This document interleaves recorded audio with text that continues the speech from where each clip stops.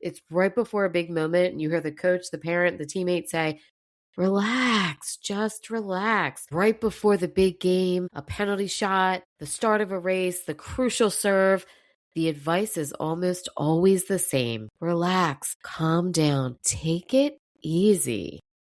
If any of that made you think, ugh, that is the wrong thing to say, or, oh no, maybe I've been saying that, stick around for today's episode. Hello, and thank you for joining the Champion Within podcast, your premier go-to spot for unlocking your winning mindset. Whether you're an athlete looking to elevate your game to the next level, a coach leading the charge, an enthusiastic parent cheering from the sidelines, or an educator molding young minds, the Champion Within podcast episodes are packed with value, sharing the tools and strategies to unlock your potential and rise to new heights. Hosted by mentor, coach, and mindset leader Kate McCauley. Let's sit back and enjoy today's episode while discovering your champion within. And now, here's Kate.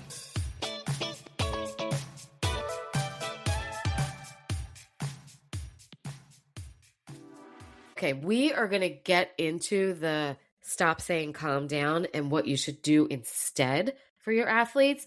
Before I go there, I want to give a huge shout out to an incredible organization called So Good Now. They're on a mission to raise the next generation of athletes who don't just perform, they're giving back. Through sports, they're teaching athletes how to use their time, talent, and energy to serve others and be leaders in their community. What I really love most about this organization, they're not just building better athletes, although they are doing that, they're building better humans. I'm involved in Podcastathon, which is a global event where you get to pick an organization that you think is a really wonderful organization that people can donate to. And I decided to pick So Good Now. I would love to bring on some of their athletes, and I'm setting that up with some of the founders. So stay tuned for those episodes. But for now, go to the show notes, click on the link. I have their website right there and you can donate. It's a really amazing organization. This was such a difficult thing for me to pick because there's so many different organizations out there, but I really felt that this aligned with who I am, what I do, and it's local to me. I wanted to choose an organization local in the Philadelphia area, maybe something with youth sports. So Good Now is aligned within the work that I get to do out in the world. On their website, it literally says, we believe in you, we will help you, together we will shine. I absolutely loved how it said that the sports skills are transferable. This is really aligned with who I am, what I do. So I want you to go support them. Click on their links. You can donate right there on their website. They're also having a golf outing that's coming up soon. I would love for you to support this organization. Even if you're not local, you can go make a donation to this.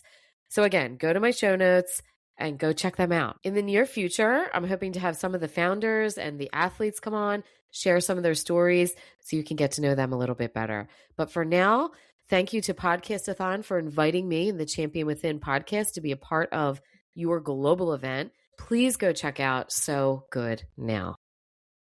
We're going to jump back into the conversation regarding that advice that maybe people are throwing out there to athletes to relax, calm down, take it easy. I get the intention behind this. However, athletes are not meant to be relaxed when they perform. They are meant to be ready, alert, switched on, locked in, focused. What they really need isn't relaxation, it's regulation. Learning how to regulate your attitude, your mindset, your nervous system under pressure is what will separate athletes who choke from the athletes who consistently rise to the occasion. I promise I'm not going to be making a lot of announcements during this episode, but I really feel like I need to say this right now. I had a terrible cold at the end of last week. Really, this whole weekend that just passed, it sucked. I still feel congested, so much better than I did. As my husband said, I was doing hocus pocus, all the things, all the natural things you can do, and the medicine too. But if I sound like, oh, not yourself, it's because I still am a little scratchy and probably congested. I just want to put that out there into the world. And Speedy Sundays will be coming back. That's why I didn't put out Sunday last week. I got to love a lot of people in workshops, didn't get to record. And by the time that came around, it just was not happening. The Sunday before, guys, I totally forgot and realized on that Sunday. And I was like, whatever, I'm not doing it. And then, of course, I get a cold. So I skipped 2 Sundays in a row. Life is going to life, right? I've never missed a Tuesday, by the way. Never since I started this podcast. I just felt like I needed to say something in case people are like, she sounds a little different. Is this AI? What's happening here? Do you know sometimes people send me messages? That's not your voice. It's AI. That is my voice, by the way. I just have a good voice on this podcast. Anyway, let's get back to it. No more announcements. We want our athletes to be able to rise to that occasion. That's what I was just saying before I said, let me talk about my voice. So when we're involved in a sport, and I'm talking not T-ball here, but we're, moving up. We're in high school, maybe even end of middle school. We're in high school, definitely when we're in college. When we invest so much in sport, equipment, facilities, the coaches, strength training, conditioning, your time, we invest so much in all of those other things, but we don't invest in this part. We just say, relax, calm down, and expect them to be able to do it. It leaves your athlete asking, if this is so important, why aren't we teaching this? Let's talk about being relaxed versus being regulated. And why does this difference even matter? I want to clear up something that's really a big misconception right from the start here. Being relaxed and being regulated are not the same thing. I had a coach say to me, they're so relaxed. Yes, that feeling can happen after I run a visualization, but we don't want them in a state where they're falling asleep. That's not how we do it for my athletes at all. When I'm in workshops, there's some confusion here because when I do visualizations, sometimes people do fall asleep. Here's the thing. In the workshop, when you're training your brain and you're doing the visualization and you get deep into it, you can drift off and fall asleep. That's okay. When I do the visualization right before they compete, or I train my athletes how to do this on the bus ride, when they arrive, standing at the warm-up mat, before they step out to compete, before the big race, they're not laying down for that. They're not falling asleep. It is really quick. The difference here is relaxed is what you're going to feel when you're laying down on the couch after a long day. Your system is downshifting there. You're low energy, low tension. You're not preparing to sprint. You're not going to try to tackle anything. Hopefully not. You're not going to kick or dive. That state is important because you need to recover. But that is not the ideal state we want for peak performance. When you're thinking about being regulated, this means that your nervous system is in the right gear for the moment you are in. You're not completely shut down. You're not spinning out and spiraling and overthinking. You are switched on, but you're steady. Your body has energy.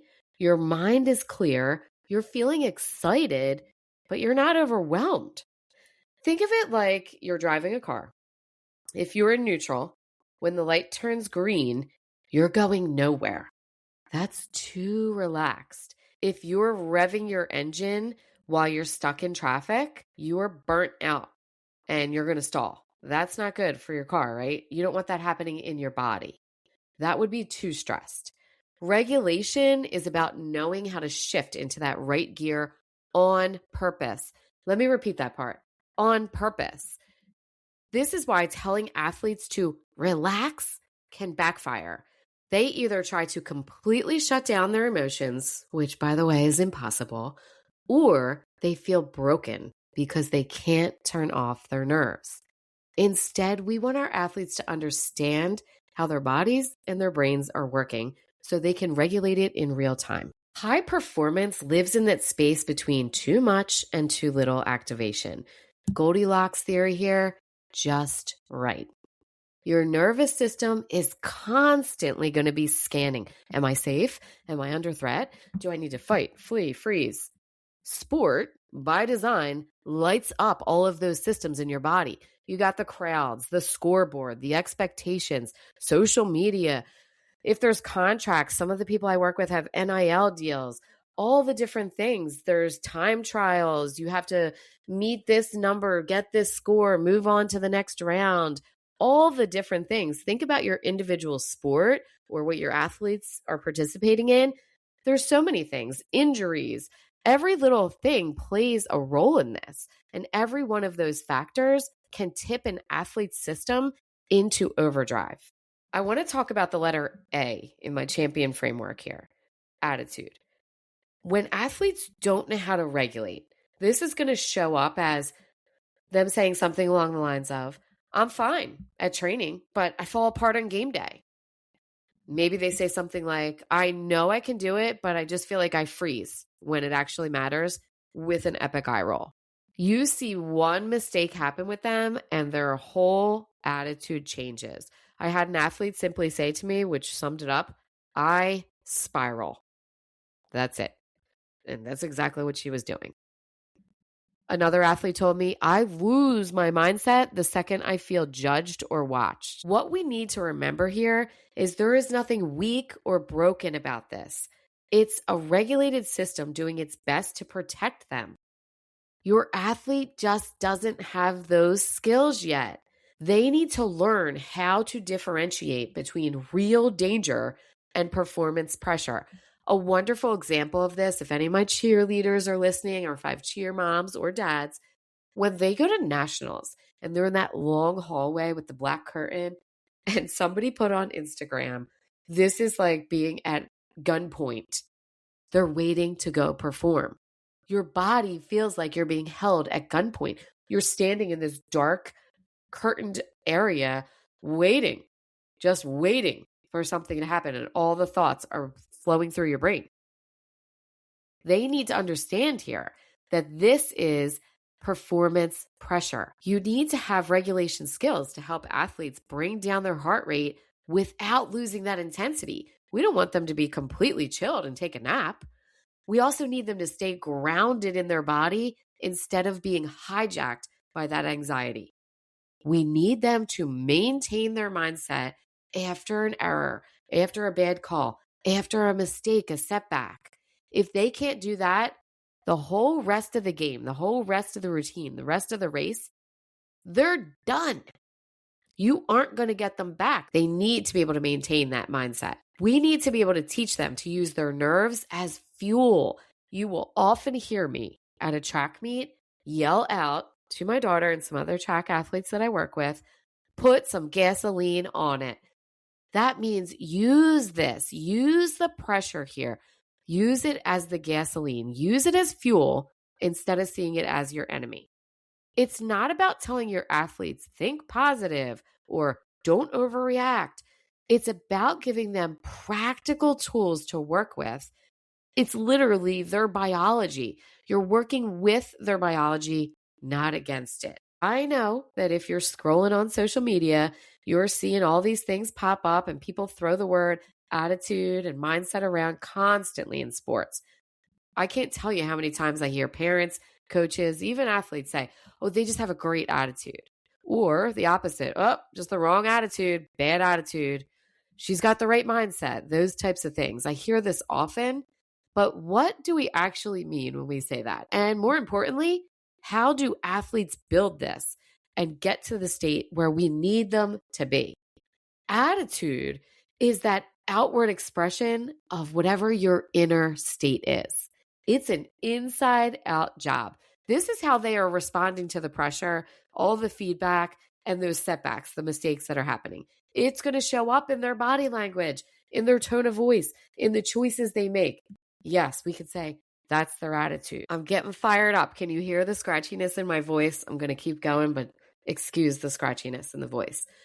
Your mindset is the story you tell yourself about who you are, what you're capable of, and what these obstacles mean.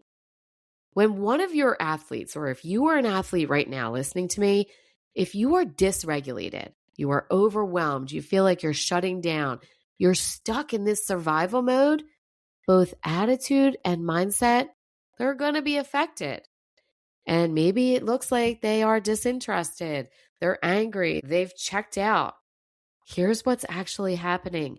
Their nervous system is flooded. Regulation is going to give athletes the space to choose their attitude instead of being run by all of that stuff that's happening in their body. Don't get this twisted. Mental performance mindset training is not going to get rid of any of the negativity or self-doubt. It can still creep in. Nobody likes to make a mistake. What's going to happen is a shift here, and a very quick shift. It needs to be quick when you're in sports. Really, when you're in a professional space as well, right? All of this transfers over. When they're in the situation where they made a mistake, instead of going from, oh my God, I can't believe I made this mistake, I'm useless, I always screw up, that whole line that's going to start floating through their brain and, keep increasing on repeat, they're going to shift to, I made a mistake, now what? Next. That's the difference. Instead of being in a place where everyone's judging me, oh my gosh, everyone's watching, I knew I was going to screw this up, they shift to, I'm here to do a job. I know what to do. Instead of, I can't handle this pressure. I don't know what I'm going to do. I don't know what I'm going to do. They shift to, my body knows exactly what to do. I know how to handle this. I know how to ride these waves. I trust myself. I trust my team. That's what they're going to go to. But it takes practice. It takes me and other people, their coaches. As I always say, it takes a village. Without this regulation mindset work, they're going to stay trapped at that level of freaking out, spiraling. Many athletes try to repeat affirmations. They feel like they know all the right phrases, but in the heat of the competition, those old patterns win.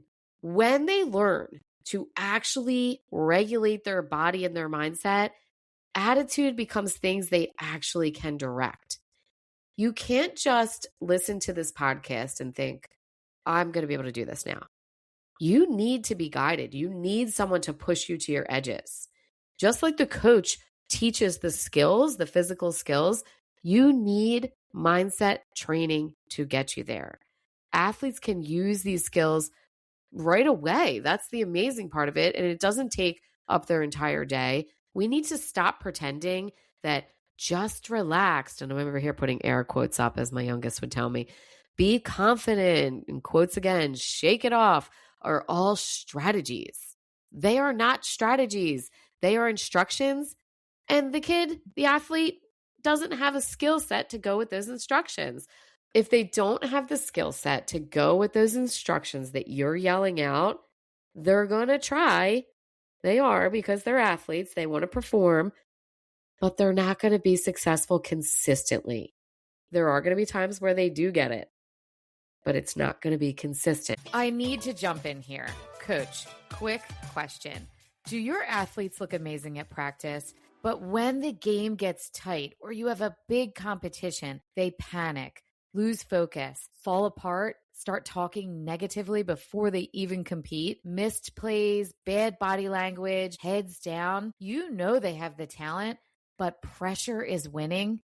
That's not a talent problem. That's a mental side of the sport problem. I run a team program called The Champion Within, where I train athletes using my CHAMP framework: confidence, habits, attitude, mental imagery, and purpose.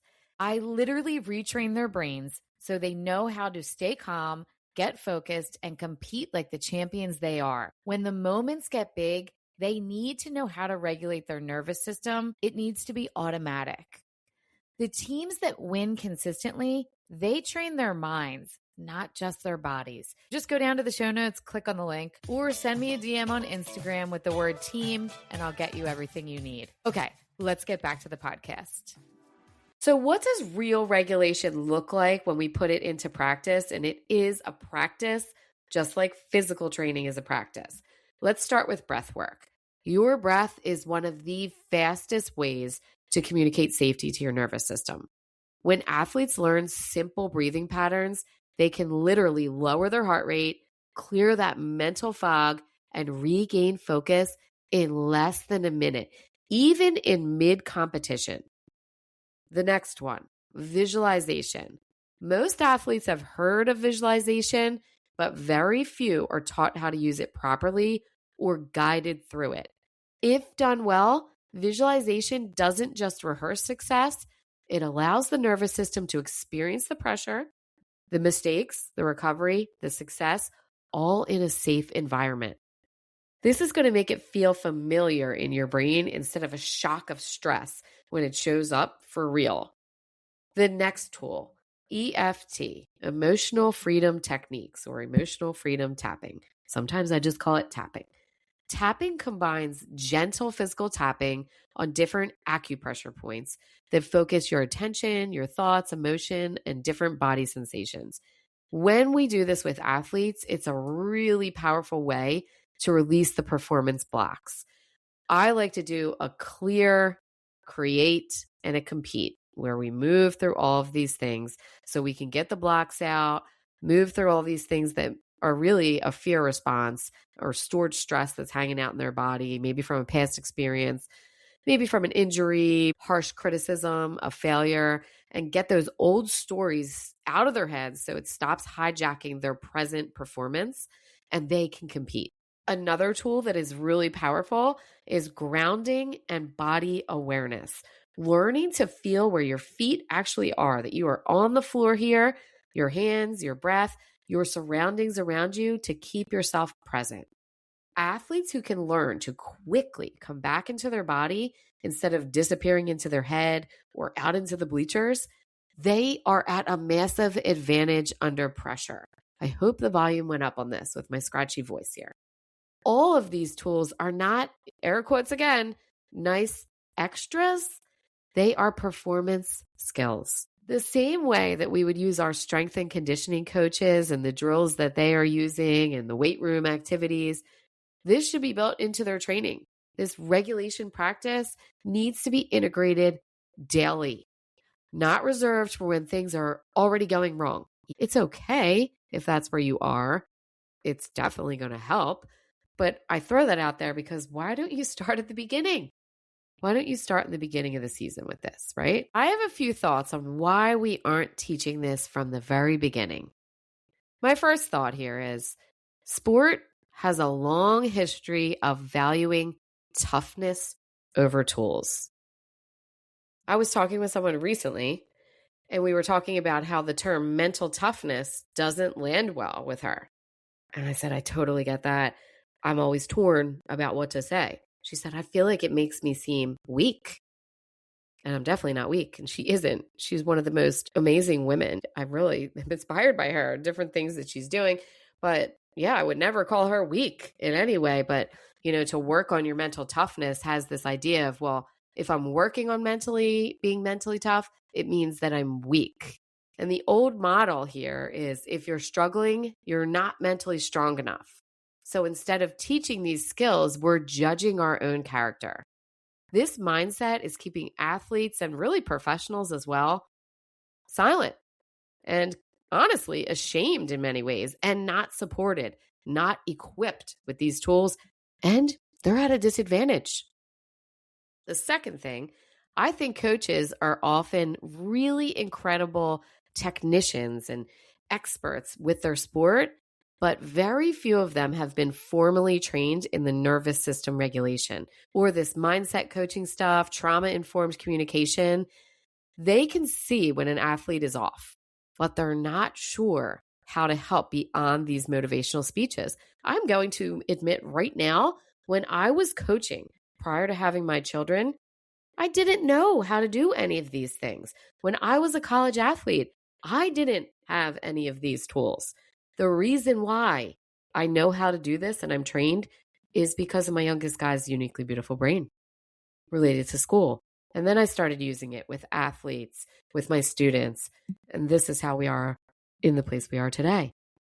It's no fault of theirs as the coaches. Chances are, they're probably a little younger than me, some of them, but chances are they didn't get this when they were playing and no one has trained them as coaches. I always ask people I work with to fill out feedback forms. This is what they tell me changes. We're seeing less burnout, less anxiety, less injuries from this chronic tension. They're having fun. They're recovering faster if something happens, like a mistake, a setback, or there's a loss.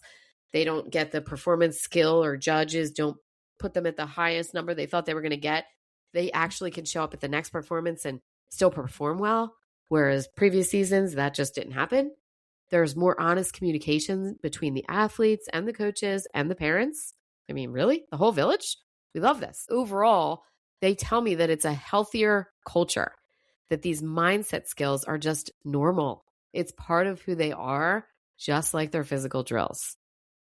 This is not about making your sport soft. Quite the opposite.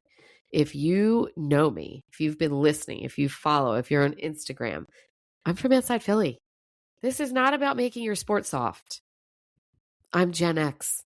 I'm the oldest girl. I have 3 younger brothers. Let me repeat. This is not about making sports soft. It's about making athletes strong in a way that is going to last. I'm going to wrap this up and say, once again, athletes do not need to just relax. They need to be able to understand their bodies and their brains and how they're responding to this pressure. We would never send an athlete into competition without physical training. It's time we stop sending them without the regulation training. So if you're an athlete, a coach, or a parent who knows that there's more in the tank for them and that the gap is somewhere in this training performance and competition performance, that it's mental, it's not physical, this is an invitation for you to do the deeper work.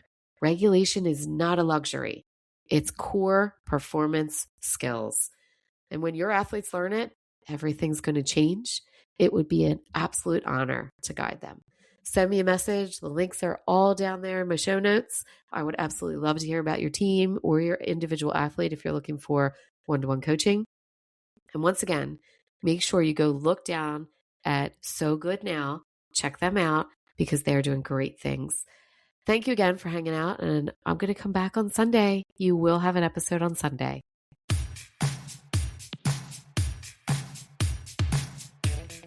Thank you for hanging out with Kate today. And whether you're going to coach, teach, cheer from the sidelines, or hitting the field yourself, remember, mindset is everything.